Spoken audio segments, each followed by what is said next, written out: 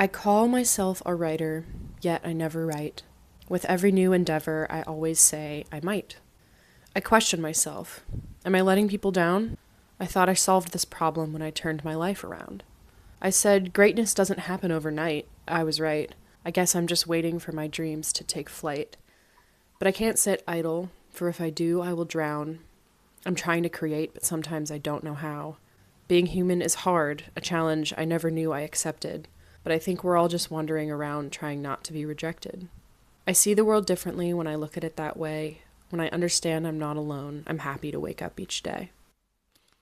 This is a book of poems that I wrote in 2019 and published by myself and did all the art and everything. It's called Let the Flowers Bloom. Yeah, I made this entire thing 7 years ago. It's kind of crazy to think about. I wrote a lot about motivation and creativity and like drive, trying to be better and do more, and all things I'm still very plagued by. But I kind of glamorize productivity and motivation, which that's where I was. I think that that's totally fine that I wrote those poems. But I read them and kind of think like it just reminds me how much of my worth I get from doing things and being productive, having things to show. Not that any of those things are wrong, but I'm realizing how much of my worth I'm getting from doing things. And ultimately, I'm not doing that many things. I'm a huge procrastinator. I wrote in those poems, I always am talking about how I want to do things, how I might do things, how I wish I could do things. I'm really ready to shift my perspective away from feeling like I need to spend time on something before I put it out there for the world to see. So I don't spend the time, therefore I don't put the thing out there. And it's not that I don't want to spend time on things or that I want to put careless things out there. But that's not the way to start. That's not the way to get back into a process of creativity. That is a way to just get stuck and feel like you can't produce anything and like you can't create anything and put anything out there. And that's where I've been for a long time. I have written a lot of poems since I wrote this book. I think there's maybe 30 or so in that book. I've probably written double that in the last 7 years, which really isn't really that much. I've had the thought that I should write or that I like need to write right now, and I don't. So I've probably forfeited a lot of poems. Maybe I have more than that I've just been scrapped. But I've had another document open since probably the end of 2019, which is like 6 years ago. And it's got maybe 40 in it currently. And I go into it every once in a while, and it makes me like so giddy to see all of these poems that I'm more proud of than what's in this one, because I'm older and wiser and maybe better at writing fractionally. Then I kind of look through it, or I tweak it a little bit. I edit them. I reread them like for my own sake, and it makes me feel better or it makes me feel something to read my poems.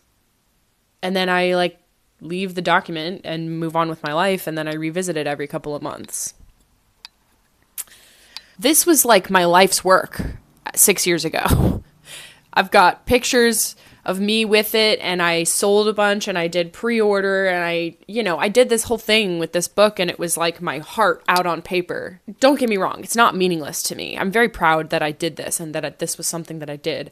I'm not as proud of what's in it because I don't identify with a lot of the feelings and values and just mentalities and emotional unhealth and whatever, right? Like I don't feel connected to it anymore as I did when I made it.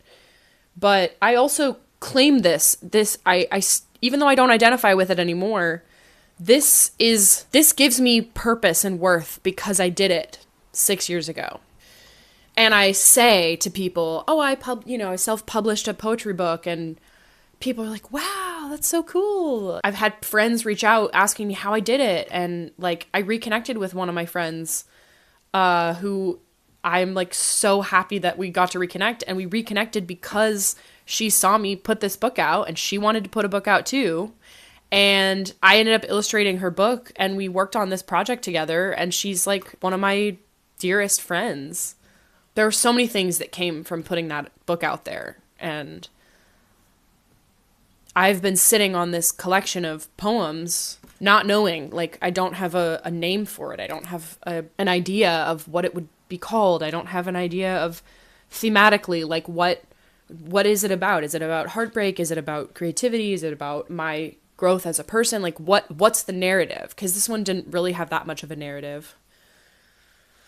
But I'm getting hung up on all of these little things. I don't have a name. I don't have an idea. I don't have a color scheme. I don't have this or that or that or that.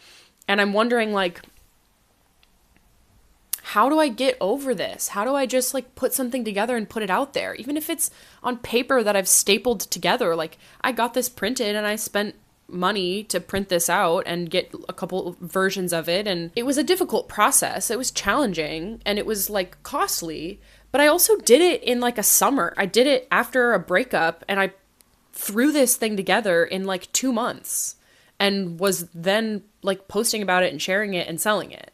I want to do that with more of my work, and I want my projects and my creative endeavors to not feel like I'm pressed up against this just massive mountain in front of me that I can't seem to scale.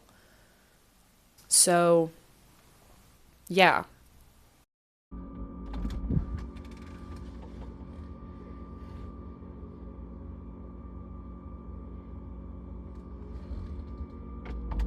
Okay, so I have been collecting fortunes from fortune cookies for probably 10 years.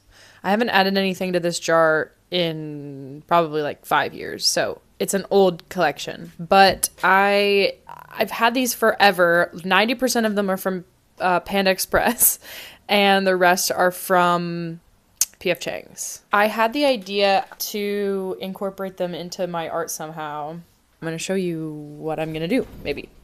So this is a sketch of some ideas that I have. This feels like this feels like reading my diary right now. These are 3 paintings that I am going to make, and they are from different ideas and thoughts and dreams I've had over the last couple of years. It's sort of a bug series, if you will. I have them sketched out, what they're going to be and what they're going to look like. And then I just pulled these out and thought, what if I just went through them and picked out a couple that felt like each of these painting ideas that I have. So, I guess I'll probably go into more detail on what these paintings are as I make them, but for now, this is a, like, close-up picture of this wasp stinging me. It's about a occurrence that happened to me as a child, getting stung by a wasp. So this one is called Childhood Fear Come True, and I've got one that says, a special visitor will soon delight you. A surprise gift from another will leave a lasting impression. A surprise will come from an unexpected source, and everything will soon come your way. So I want to maybe pick one of those to incorporate into this painting. This one is my favorite one. It's called Bathroom Encounter. It is encountering a 6-foot-tall cockroach in a bathroom after a dream I had. This one is an unusual dream will come true. So that fit perfectly for that one. And then this is my thumb, sort of smushing, not smushing, a wasp, holding a wasp under my thumb. And this one is called I've Got You Under My Skin. So place a special emphasis on old friendship, and you have a natural grace and great consideration for others, which is sort of counterintuitive to the idea of this painting. But yeah, I sketched these earlier today.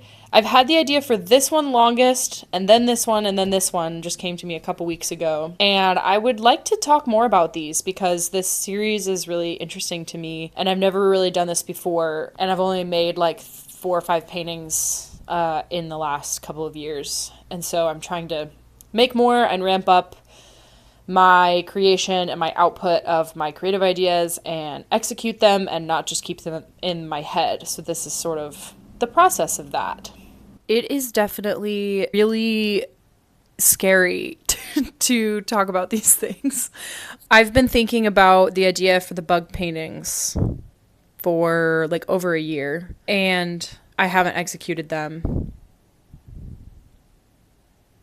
So it's scary to talk about it because I don't want to be someone that is just constantly talking about ideas and never executing them. I want to bring my ideas to life and create out of my ideas and not just keep them in my head.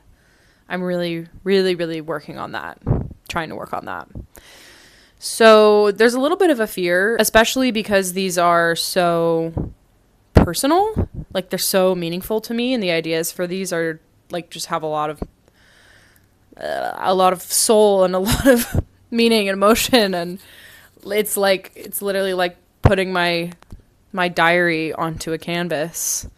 But I'd rather create and have no one look at them than keep them in my head and not have them exist. So yeah, this is sort of a practice for myself mostly. I'm just documenting it.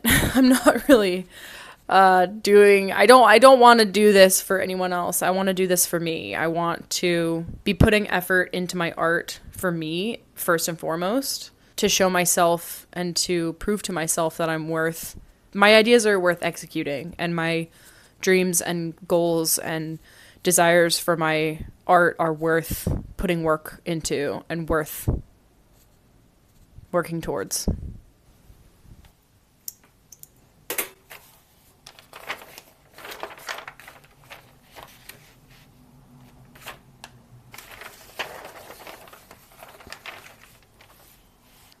So in the next video, I'm going to be starting one of these paintings. I don't know which one yet, so I guess you'll just have to watch the next video.